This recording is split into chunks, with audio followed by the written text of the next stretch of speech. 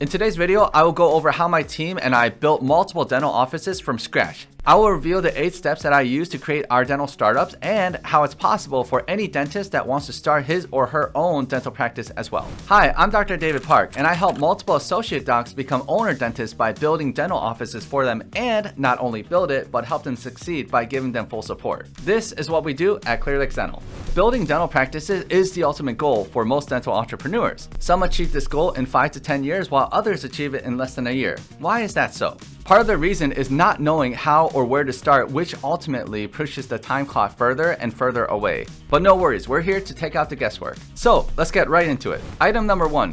Visit your local bank. I'm going to assume that just like me, when I first started, you have little to no money. And no, I'm not trying to be mean, but when I first started, I was flat out broke. The only thing I had to my name was me being a dentist. For us, that's exactly what we need to get a loan. So, going to your local bank would be the best. Oh, and pro tip, local banks will work with you better than the bigger banks. So try those out first. Why? Because, well, from my experience, bigger banks are too busy to cater to your needs. Well, at least when you first start out, that is. But yes, banks love dentists because dental practices have a failure rate of less than 1%. To them, we are a safe bet. We're a juicy target that gets lots of loans and pay lots of interest. But we still need them. Item number 2, you have to register your business. The next step is to file your business entity. You could do this yourself, but I would use a lawyer. A lawyer will make sure everything is filed correctly. If you're curious on where to register your business though, you may want to look at your Secretary of State's website. For Minnesota, it looks like this. It's not very hard to get to the Secretary of State website for your state. As an example, for Minnesota, I would go in and type in Google SOSMN and it should be the first link. Last bits and pieces would be to register your name on social media. That includes websites, X, Facebook, YouTube, and TikTok, or whatever you can think of. Register everything you can before someone else takes it. And the good thing is, it doesn't cost you any money. It only costs you your time. Item number 3, identify an office location. When I first started, I did this part myself, but let me tell you, this is a mistake. Why? Because real estate agents do the heavy lifting by looking for the properties, finding the properties, talking to the landlords, and negotiating good deals for you. This will save you lots of time and money, quite literally. Okay, fine. I'll tell you one of my stupid mistakes when I first started. Back when I found my first lease space, I went in without my real estate dude.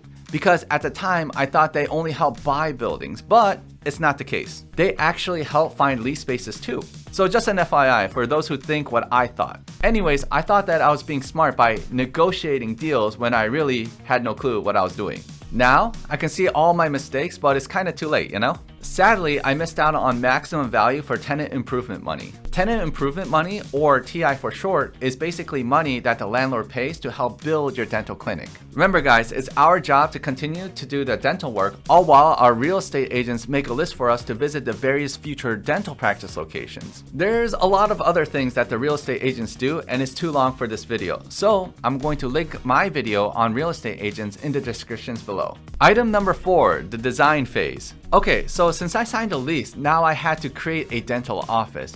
But what's next? Well, it's the architecture plan. You will need to hire an architect to design your practice. They do cost a bit more money than you might think. At first, I thought it was me overpaying for them to draw a few lines and circles. But it's a bit more than that. They look into the rules and regulations for the city that you're trying to build in. They look at the ADA regulations, parking requirements, sprinkler requirements, and even the number of parking spots needed based on how big your dental practice is. And then they start drawing out your dream practice. They will draw a blueprint and they will include your dental chairs, compressor rooms, electricals, sterilization rooms, laundry room, waiting room, panel room, and a whole bunch of other rooms. So yeah, you will need an architect to make your dental clinic. Like, this is a step that you cannot skip. Otherwise, you will not progress to build your dental clinic. Item number 5, construction, the fun part. This is where you find a company that will help coordinate the actual physical construction of your dental practice. They are called general contractors. Basically, a general contractor's job is to find various professionals such as electricians, plumbers, painters, and carpenters. And these people would be called subcontractors. So the general contractor oversees the job of subcontractors. Now, when building your dental clinic, the biggest expense will be the electrical and plumbing. Electrical is not just lights on the ceiling. It's a lot more than that. There are electrical wires that have to travel through the walls, underground, and all around your clinic. And no, it's not cheap. Then you have your plumbing. Your plumbing is, well, plumbing. The plumbers will have to connect the pipes for your clinic. These pipes are connected to dental chairs, the bathroom toilets and sink, the air compressors, water, and gas. Oh, and pro tip, for construction companies, you want at least 3 different bids. 3 bids meaning getting a quote for 3 different contractors. These are crucial because the price ranges can be from $30,000 to $70,000. Oh, and another pro tip, just because a construction company is inexpensive doesn't mean they're bad. You just want to make sure that you ask a question such as, do you specialize in dental clinics? How many dental clinics have you made? Alright, now we're going to item number 6, compliance and systems. Alrighty guys, I am not going to lie to you. This portion is super boring. I'm more into making the clinics go and run, but sometimes we have to worry about the laws. There are a few things that you have to do in order to stay compliant. I'll list them here so you can do some Google research on these keywords. They are Type 2 National Provider Identifier, also known as NPI, shielding plan for x-rays, professional liability insurance, aka PLI, fee schedule, credentialing, state unemployment, and payroll. Oh, and there's also OSHA and HIPAA training and POC protocols to establish as well. But guys, don't worry. At Clearlix Dental, we make sure our owner dentists do not have to worry about anything about the rules and regulations, as we have the systems in place to take care of all of that. It's so common for dentists to go the typical route, which is the wrong route. The typical route goes something like this. Dentist buys a dental clinic, dentist does the payroll, dentist calls and helps fill the schedule, dentist tries to do administrative duties and the clinical patient care. No wonders dentists get burned out, and that's because they're not doing it right. No bueno. So instead, what we do at Clearlix Dental is to help support our owner docs by taking care of the rules and regulations, all while the owner dentist focuses on treating the patients. A true win-win situation. Item number 7, final things to do. When my first scratch start was about to open, we were ready. All the team members were trained, we mopped the floors probably like 20 times. Spirits were good, big smiles were good, and one thing was missing. Patients. The very beings that we need to treat and receive payment from. So, pro tip, schedule your patients during 50% completion of the construction phase. This will give you ample time for your patients to call you and fill your schedule. To me, this was a big one.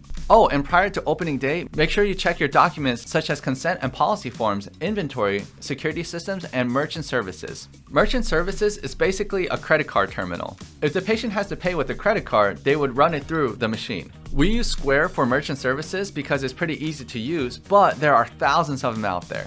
Item number 8, congrats, you are an awesome dental practice owner. The first opening day will feel surreal. When I opened my first scratch start, I remember like it was yesterday. All the hard work and sacrifices that you had to make truly was worth it. The very first most important thing to do is make sure you cash flow. If credit card machines aren't working or insurance is not paying you, then we have a big problem. Why? Because cash is one of the most important things to help pay for your team members, lab fees, and rent.